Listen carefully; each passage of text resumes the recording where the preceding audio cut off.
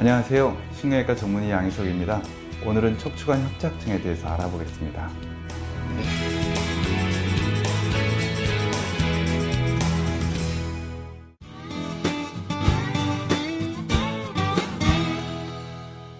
우리 몸에 갖고 있던 울렁뼈와 또 근육들, 또 이런 인대들은 나이가 젊었을 때는 힘도 좋고 또 유연성도 좋습니다. 하지만 이제 우리가 젊었을 때 일을 많이 하고 또 이렇게 모래 앉아 있다 보면 허리가 아파, 이런 증상들 다 겪어보셨을 겁니다. 그 말은 우리가 몸에 갖고 있는 디스크들이 조금씩 찢어지고 조금씩 손상이 되는 그런 과정입니다. 여러분들 중에 허리 아파 보지 않으신 분은 없을 것처럼 모든 사람들이 가는 그런 과정입니다. 하지만 이런 과정들이 세월이 지나고 또 조금씩 몸이 더 약해지게 되면 물렁뼈 가지고 있던 것만으로도, 아니면 인대 가지고 있는 것만으로도 우리 몸을 지지하기에 좀 부족한 부분이 생깁니다.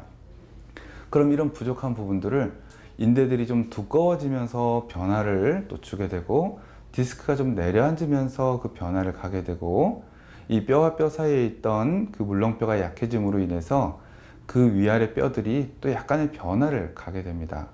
그럼 이 변화라는 것이 적절한 수준까지의 변화를 가는 것을 우리가 그냥 나이가 든다 라고 얘기를 하지만, 좀 더 손상이 생긴다든지 너무 과한 일을 한다든지 안 좋은 습관을 갖고 있게 되면 이 변화들이 적정 수준에 멈추지 않고 신경을 누르는 변화를 가게 됩니다.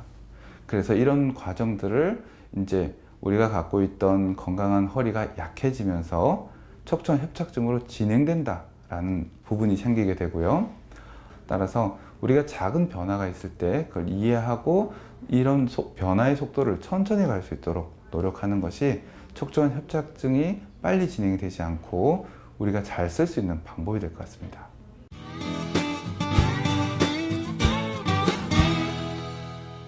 첫 번째 척추관 협착증의 증상은 허리가 많이 아프기보다는 다리로 가는 신경이 눌리면서 오래 걷지 못하거나 다리가 저려지거나 감각이 떨어진다 라고 이야기할 수가 있고요. 두 번째는 우리가 물렁뼈가 닳아지고 내려앉고 하는 변화가 생기면서 우리가 척추와 척추뼈 사이에 있는 공간이 좁아지게 됩니다.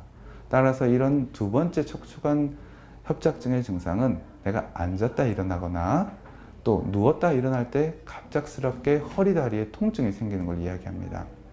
따라서 내가 앉았다 일어날 때 바로 일어날 수가 없어. 아침에 일어나는데 뭔가 물건을 잡고 일어나야 돼.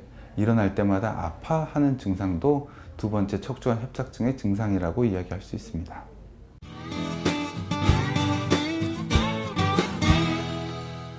결국 통증을 나타낸다는 것은 그런 변화들이 신경을 누르기 때문입니다. 따라서 엑스레이나 기본적인 진찰을 통해서 환자분이 어느 정도 신경 증상이 나타나는지 우리가 확인을 하게 되고, 결국은 MRI라는 과정을 통해서 가지고 있는 이런 협착증의 변화가 신경을 얼마나 누르고 있고 이 변화가 앞으로 환자분에게 어떤 증상과 어떤 과정을 보여줄 것인지를 MRI를 통해서 예측하게 됩니다.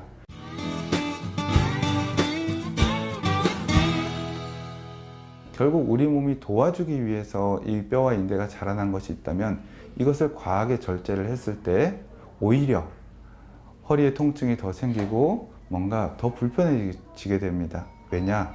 우리가 갖고 있는 허리가 약해지기 때문입니다.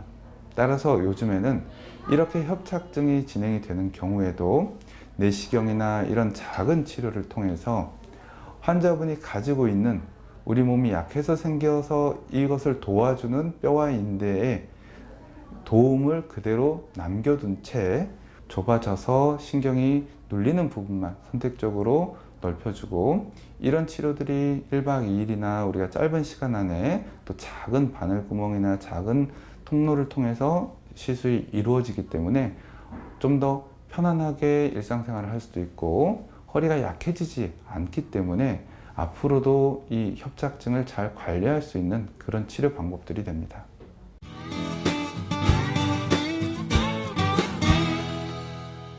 우리가 허리나 목은 우리가 과한 업무나 과한 손상이 반복될 때 우리한테 회복이 필요해 라는 신호를 보내게 됩니다. 따라서 그 신호가 왔을 때 첫 번째는 내가 왜 이런 신호를 느끼는 건가? 원인을 알아야 됩니다. 내가 아픈 이유를 알게 되면 첫 번째는 그렇게 아플 수 있는 상황을 피할 수가 있습니다. 두 번째는 무엇이 모자라는지 알게 되면 그 모자라는 것을 채울 수 있는 기회를 갖게 됩니다. 세 번째는 우리가 이것을 나이가 80대일 때까지 잘 쓸 수 있도록 계획을 세울 수 있습니다. 하지만 그 이유를 우리가 명확하게 이해할 수 있다면 우리 몸을 잘 쓸 수 있게 됩니다. 나이가 젊으신 분도 나이가 있으신 분도 몸에서 신호를 보낼 때는 이게 왜 이런 신호를 보내는가를 알려고 노력을 좀 해주시고 그 이유를 알고 나면 뭔가 꾸준히 자기 자신을 위해서 보완하는 과정을 가신다면 우리가 나이가 든다 하더라도 100세 이상을 사신다 하더라도 내가 가진 몸을 잘 관리해서 쓰실 수 있을 것 같습니다.